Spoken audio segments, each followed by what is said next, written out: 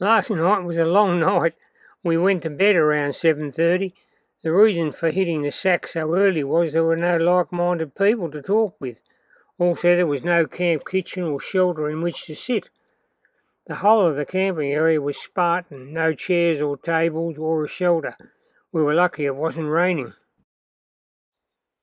Going to bed early meant an early pack-up, so we had time to take a ride up and down the main street. Both Bev and I were surprised as to how Victorian the town was. Hotels and public buildings dominated the streetscape. The first hotel to catch our eye was the Grand View. It certainly was grand. It was built in 1881, soon after the golden years for Victoria had come to an end. There was a lot of money around at the time, following the gold rush period. Another impressive hotel was the Ozone Hotel.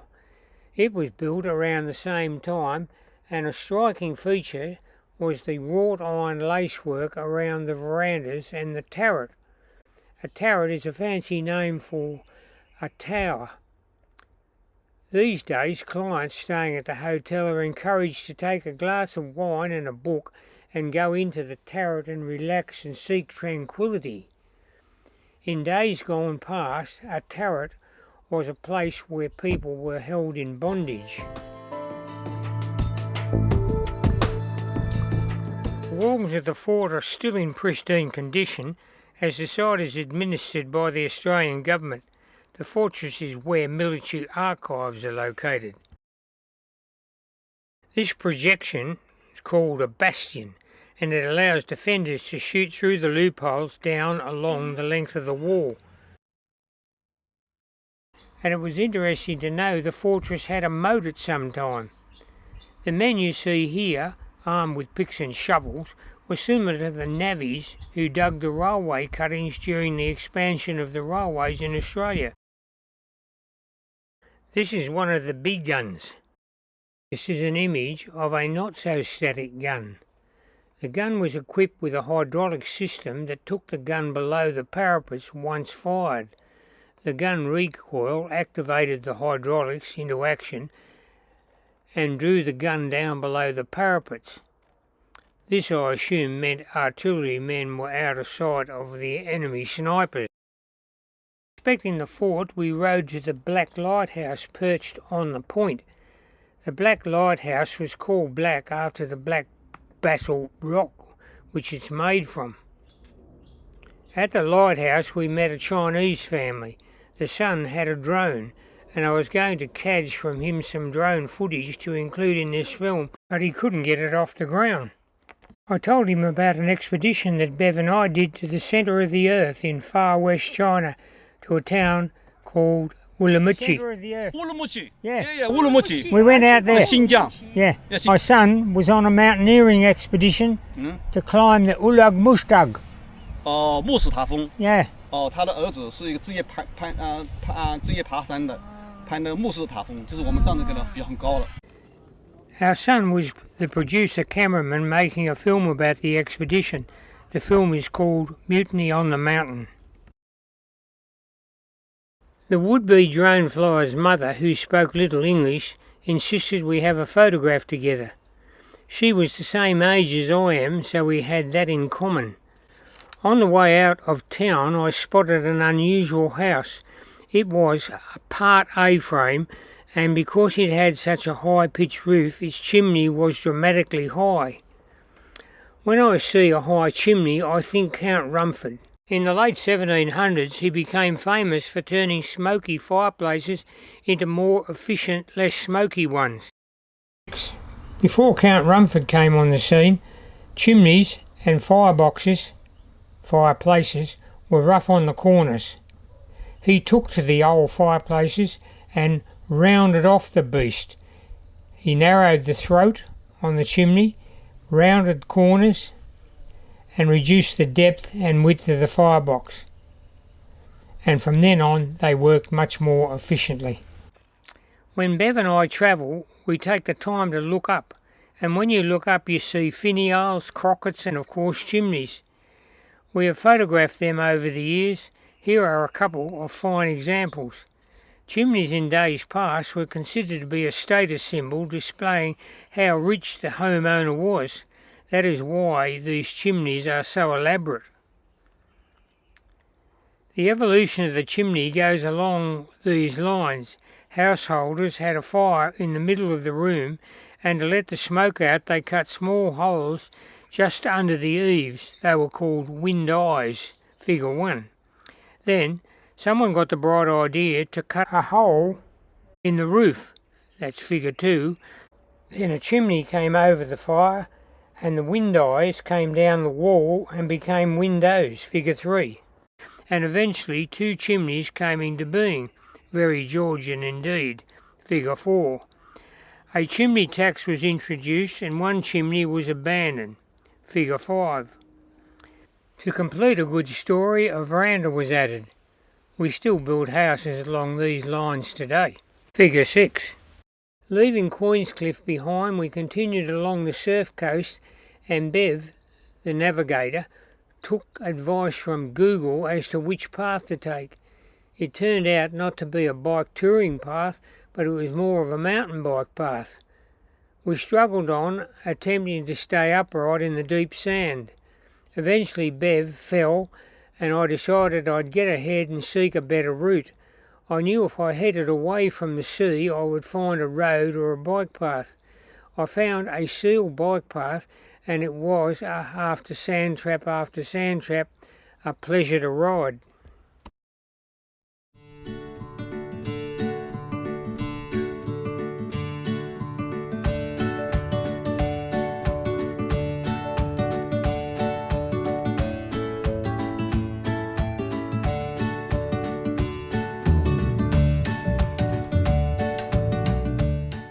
The seal bike path came to an abrupt end at the outskirts of a built-up area.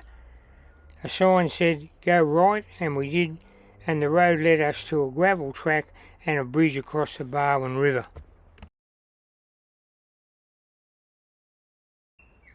Miserable sort of day. It's very bleak. You realise that over there, that boat shed and this bridge were the setting for the ABC TV series Sea Change. From the Barwon Bridge we headed towards Brimley, and along the way we took a pause at Charlemont Reef. And what's of interest is just a little out to sea there is a ship's graveyard. Authorities have been scuttling vessels there for many years. There are 46 wrecks, from humble barges to larger ships. One of the largest and most recent scuttlings was HMAS Canberra. It was added to the reef in 2009. The reef is about 30 metres down, and it not only does it attract fish, but divers as well.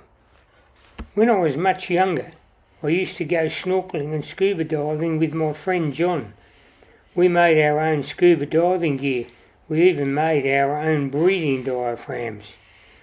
Before we took up scuba diving, we used to go camping, travelling on a Lambretta motor scooter. One trip we did on the scooter was to go from Sydney to Mackay. It was a long way riding pillion, and up in North Queensland we were plagued with flooded roads. We had to carry the scooter across floodways to reach our destination.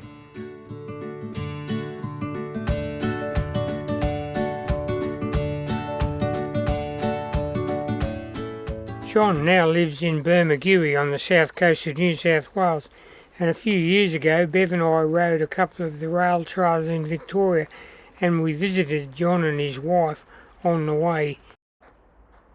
From the reef viewing site we pressed on to Brimley camping area, and of note is that nearby the area a ship ran ashore in 1891 carrying an elephant, a rhino and a cage of monkeys and birds.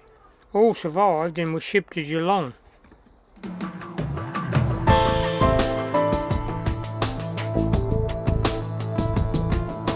This morning we had a look around Queenscliff, and then we rode out to the fortress, and from the fortress we had a good road, sandy track, and we rode then on across the Barwon Bridge.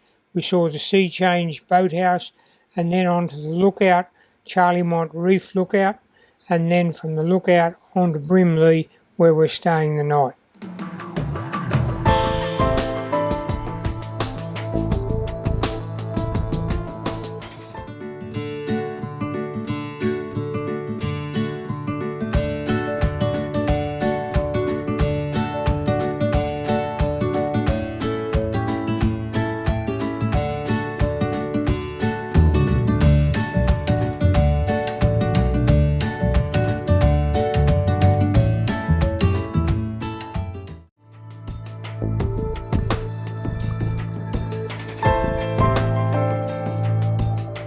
Torquay is not only famous for the start of the Great Ocean Road, but for its surf beaches as well. The most noteworthy, just to the south, is Bells Beach. There are, it is said, more than 10,600 beaches in Australia. Bells Beach looms high over them all. In the surfing world, they say there is an aura around Bells that's really hard to explain. Bells Beach is nearby our friend Tim's place, where we'll be staying a few days. We met Tim on Groot Island in the Gulf of Carpentaria around 20 years ago. And here's Tim washing dishes at a school fete. The school was promoting a no waste day, which meant no throwaway cups, bowls or cutlery. A great concept. Stall holders at the fete had their eyes set on recycling. Here's a skirt made from men's ties sewn together. Brilliant idea.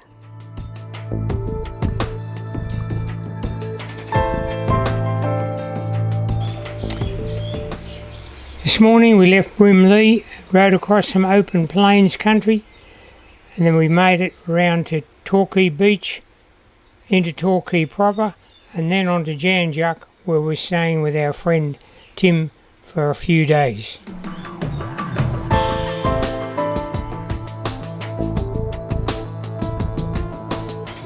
This morning we realised we'd lost A-Bear.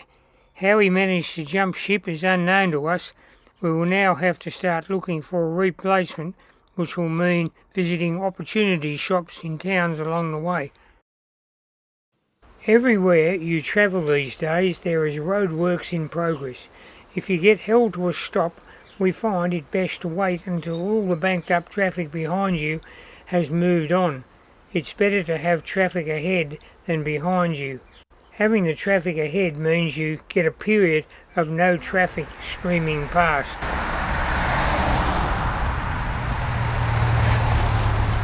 Keep going.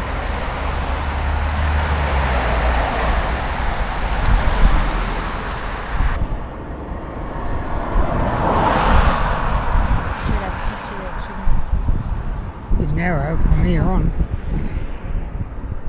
You going first?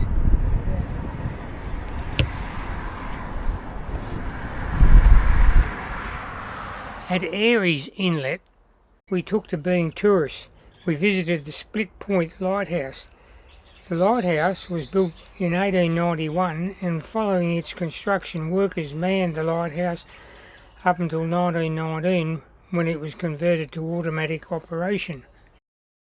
Of interest is the lighthouse has appeared in a number of films, and probably the most well known was the children's film series Around the Twist. The lighthouse is often referred to as Around the Twist Lighthouse. The cliffs along the coast here were amazing. If I had my time over again, I think I would study geology, as being able to read the cliffs here, for example, would be of great benefit. All I can say about this ancient configuration, it's a highly weathered sedimentary deposit. It would be absolutely amazing to be able to read the stones. Maybe it'll come to me in my next life, if there is such a thing as reincarnation.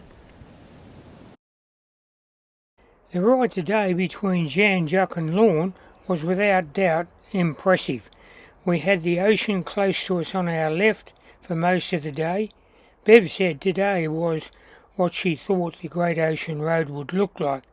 Fortunately, the traffic wasn't too bad, nor were the hills. As we rode towards Lorne, we spotted a much talked about in the region, the Pole House. It's not a house as such these days, it's exclusive accommodation for travellers. The prices to stay, I found out, were beyond our budget. Today we also came across the Great Ocean Road Memorial Arch. It's the fourth one at the site. The first arch was built in 1939. The arch commemorates the building of the Great Ocean Road by World War I returned soldiers. The road opened in 1932 and it is said to be the biggest memorial known. It's 243 kilometres long. It is now known as a celebrated attraction, and I guess that's why we're here. My grandfather was killed at Gallipoli in 1916. He was an Anzac, and I assume part of him is memorialised here.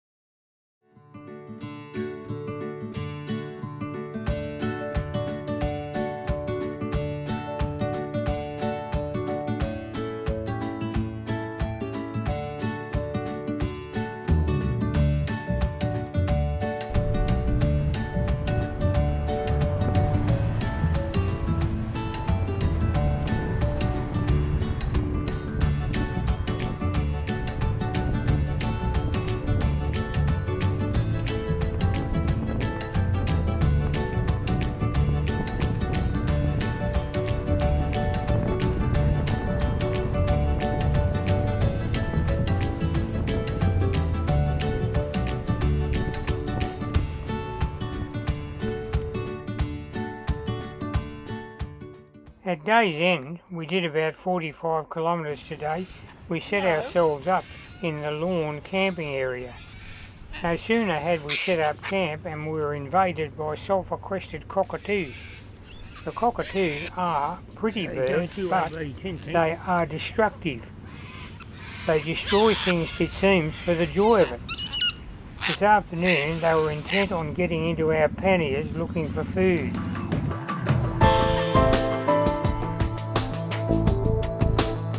This morning we left Jan Juc and we rode down the Great Ocean Road past Bell's Beach and then on through the town of Anglesey, Airlie's Inlet, went out to Split Point Lighthouse, and then we rode on down past the Tower House, Memorial Arch, and then on to Lorne where we're staying tonight.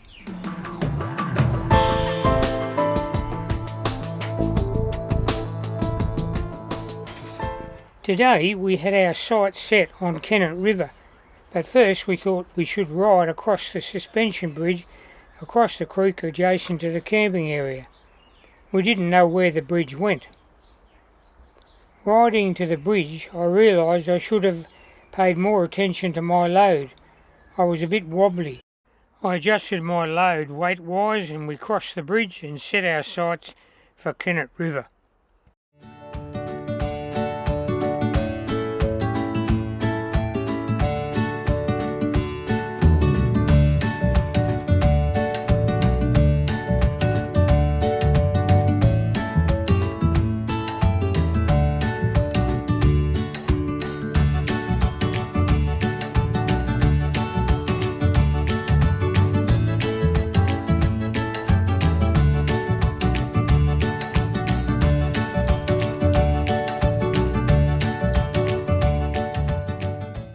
There is no doubt that Bev's suggestion that the ride today was a most dramatic ride. Cliffs on our right and the sea on our left. It's truly what we came for.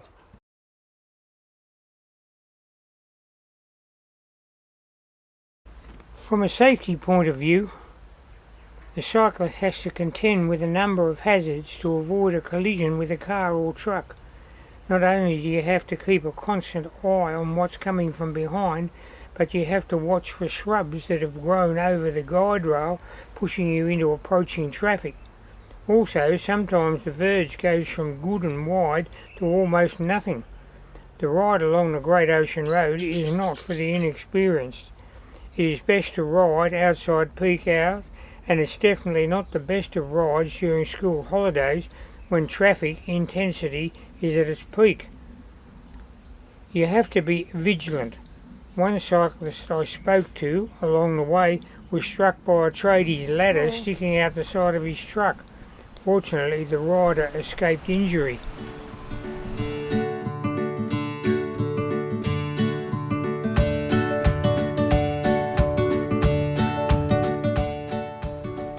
The road today comprised a series of ups and downs. The downs terminated at a creek, and at these locations there were camping areas or small settlements. Jamison Creek was an example, and so were Separation Creek and Wye River. Of note today was the Baroque W.B. Godfrey Memorial, we didn't find it though, which commemorated the loss of a tea ship. When the road was being built between the wars, workers discovered a wooden peg marking a grave. It's under the road now. Road authorities placed a dummy grave nearby during the bicentennial celebrations to memorialise the loss of life when the ship foundered and the loss of souls when attempting to save the cargo. Eventually we made it to Kennet River, where we intended staying a few days with friend Wendy. We met Wendy about 20 years ago at an Aboriginal community called Nirrupi. Our son was working there, teaching at the time. Wendy was the principal of the community school, and she employed me to do pottery with the students there. The countryside around Nirrupi is as dramatic as the Great Ocean Road, but vastly different. It's about 450 kilometres northwest of Alice Springs. It could be said it's out in the Dinga. It's on the northern edge of the Gibson Desert. Wendy was excited to see us. We talked a lot and we had a lot of catching up to do.